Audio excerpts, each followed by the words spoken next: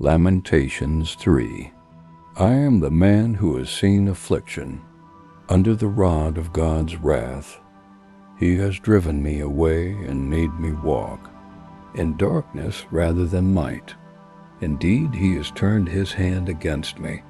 Again and again, all day long, He has made my flesh and my skin waste away, and has broken my bones.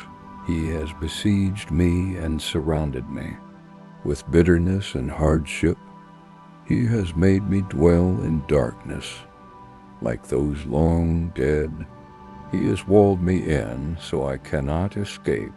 He has weighed me down with chains. Even when I call out or cry for help, He shuts out my prayer. He has barred my way with blocks of stone. He has made my paths crooked. Like a bear lying in wait, like a lion in hiding, He dragged me from the path and mangled me, and left me without help. He drew His bow and made me the target for His arrows. He pierced my heart with arrows from His quiver. I became the laughing stock of all my people. They mocked me in song all day long. He has filled me with bitterness and given me gall to drink. He has broken my teeth with gravel. He has trampled me in the dust. I have been deprived of peace. I have forgotten what prosperity is, so I say, my strength is gone, and so is my hope in the Lord. Remember my affliction and my wandering, the bitterness and the gall. I will remember them, and my soul is downcast within me. Yet this I call to mind, and therefore I have hope. Because of the Lord's great love we are not consumed. For His compassions never fail. They are new every morning. Great is your faithfulness. I say to myself, the Lord is my portion. Therefore I will wait for Him. The Lord is good to those whose hope is in Him. To the one who seeks Him, it is good to wait quietly. For the salvation of the Lord, it is good for a man to bear the yoke while he is young. Let him sit alone in silence, for the Lord has laid it on him. Let him bury his face in the dust.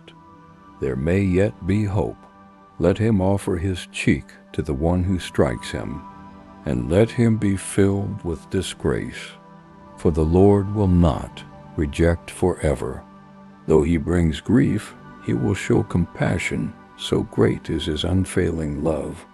For He does not willingly bring affliction or grief to anyone, to crush underfoot all prisoners in the land, to deny people their rights, before the Most High, to deprive them of justice.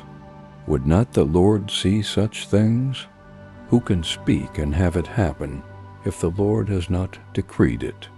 Is it not from the mouth of the Most High that both calamities and good things come? Why should the living complain when punished for their sins? Let us examine our ways and test them, and let us return to the Lord. Let us lift up our hearts and our hands to God in heaven and say, we have sinned and rebelled, and You have not forgiven. You have covered Yourself with anger and pursued us. You have slain without pity. You have covered Yourself with a cloud, so that no prayer can get through. You have made us scum and refuse. Among the nations, all our enemies have opened their mouths. Wide against us, we have suffered terror and pitfalls, ruin and destruction. Streams of tears flow from my eyes. Because my people are destroyed, my eyes will flow unceasingly, without relief, until the Lord looks down from heaven and sees. What I see brings grief to my soul, because of all the women of my city. Those who were my enemies without cause hunted me like a bird. They tried to end my life in a pit and threw stones at me. The waters closed over my head. and I thought I was about to perish. I called on your name, Lord, from the depths of the pit. You heard my plea. Do not close your ears to my cry for relief. You came near when I called you, and you said, do not fear. You, Lord, took up my case. You redeemed my life. You have seen, Lord, the wrong done to me. Uphold my cause. You have seen the depth of their vengeance, all their plots against me. Lord, you have heard their insults, all their plots against me. What my enemies whisper and mutter against me all day long. Look at them, sitting or standing, they mock me in their songs. Pay them back, Lord, for what their hands have done. Put a veil over their hearts, and may your curse be upon them. Pursue them in anger and destroy them from under the heavens of the Lord.